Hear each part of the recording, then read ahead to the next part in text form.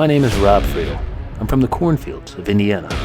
Join me as I help fellow adventurers by unlocking the secrets of mountain trails.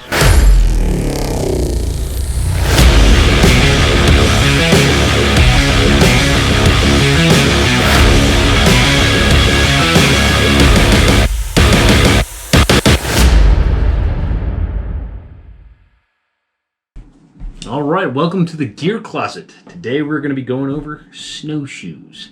There are 5 primary things to be looking at when you're looking at a snowshoe. Number 1, the float. 2, the traction. 3, the pivot. 4, the bindings. 5, the heel riser. Before I get into discussing the mechanics of the actual equipment, there's something that you should know about the sport itself, which will help you understand what we're going to be talking about.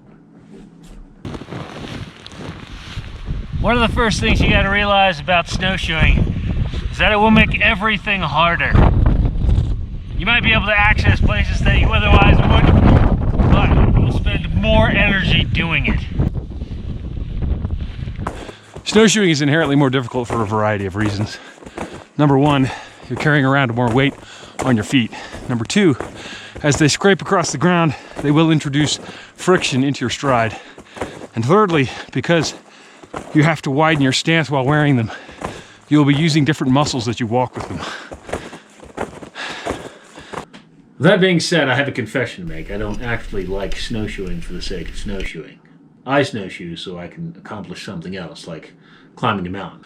But for whatever reason you find yourself using snowshoes, it will always be better if you have good equipment. Alright, the first point up is the float.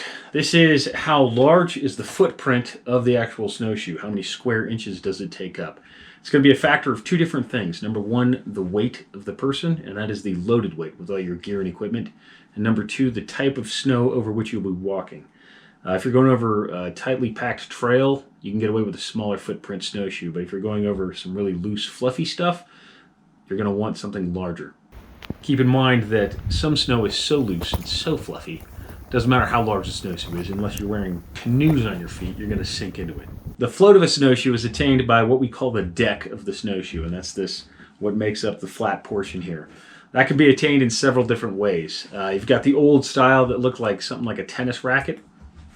There is this version here, which is a frame with a kind of membrane stretched across, and then you've got this other style up here, where it's more of a solid plastic one. This is what you're going to see at a lot of the rental places because this is extremely durable. And the deck can also include something like this, where there's an attachment on the back end so that you can adjust the amount of float that you're having. Another benefit of this more durable hard plastic deck is that when I get to the top of a mountain and I'm transitioning from snow onto gravel, maybe back onto some snow, maybe back onto some rocks, I'm going to be a lot less concerned with damaging my snowshoe as I transition off and on those different surfaces. On the membrane style snowshoes, I'll be probably taking them off every time I hit rock or something that could damage that membrane. But with this hard plastic, I can just continue walking and I'm not going to have to stop and switch out. That is a really big sell point for somebody who does mountaineering. Here's a great example of 2 different styles of float. Something much smaller, more maneuverable, and this is much larger, more cumbersome, but gives a lot more float. Think of it as the difference between a fishing trawler and a pontoon boat.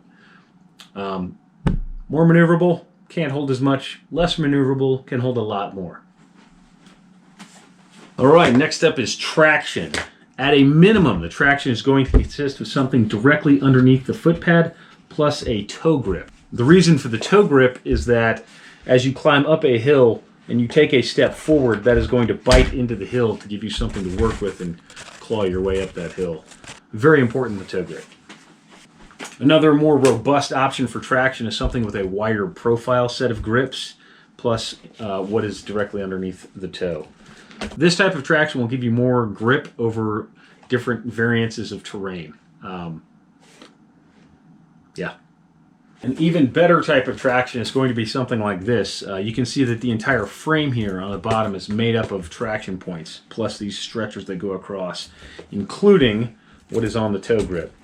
What is beneficial about this type of traction is that not only will it help you going up an incline as you go straight up an incline, but Sometimes when the trail goes across the hill and you are at an angle sideways, this side profile traction does a very good job of helping you to keep your grip and not slide sideways down the hill. The next point to be considered on a snowshoe is the mechanism that allows your foot to move forward as you step. We call this the pivot point. You can see this one here has got little hinges on either side. It's actually got a pin that holds that in place. That is the best type of pivot point, is one that is hinged. I would not go with anything else. You can see on this set that I got rid of before I made this video that the pivot point consists of two different straps that allow this to stretch backward and forward. The problem with this type of pivot is that it creates a tension in the straps as you step forward that slingshots it back into place once you release that tension, thus throwing snow all over your backside every time you step. This is a horrible design. I don't know where it came from, but if you see this, do not buy it. You can see on this MSR, same thing, little pivots with hinges right up in there. And again, on this one right here, you can see this has a strap that holds this across it, but that is still just a hinge point. It hinges around that centerpiece there. So hinges good, straps bad. That's the point of pivots. All right, the next point to consider with snowshoes is going to be the bindings. That is how your boot is held into the snowshoe itself. A binding is pretty much always going to consist of something that holds in the heel and then some kind of strap or something that goes over top of the metatarsal. There are 2 points to consider with bindings. Number one, how well it actually accomplishes that job. And number two, how easily you can perform that function with a gloved hand. Because remember, you're going to be in snow, so you're going to want to not take your hand out of your glove. So this right here, this is an old 80s, 90s style. A lot of the old ski boots and stuff like that have this sort of thing. It works really well. This is a good style of binding. There's only 3 here, so not too much to mess with. And yeah, it's good binding. Another style of binding is this MSR right here. Again, there's the heel strap. There's something that goes over top of the metatarsal. But these are more like old belt buckle versions. So you'll pull these large tabs here underneath and then cinch them on top over top of that point. You can still accomplish that with your gloved hand. It is just not as easy as the other styles. This is a good snowshoe, but these bindings are not ideal. Now, the absolute best type of binding is going to be something like this ratchet set here. Again, so you got this pre-configured heel section. You're pretty much never going to adjust to that, but this up here, pretty simple. All you do is pop that top up there, pull it out to loosen it. You'll slide your boot right in, and then you'll press this down, and then cinch it. That easy.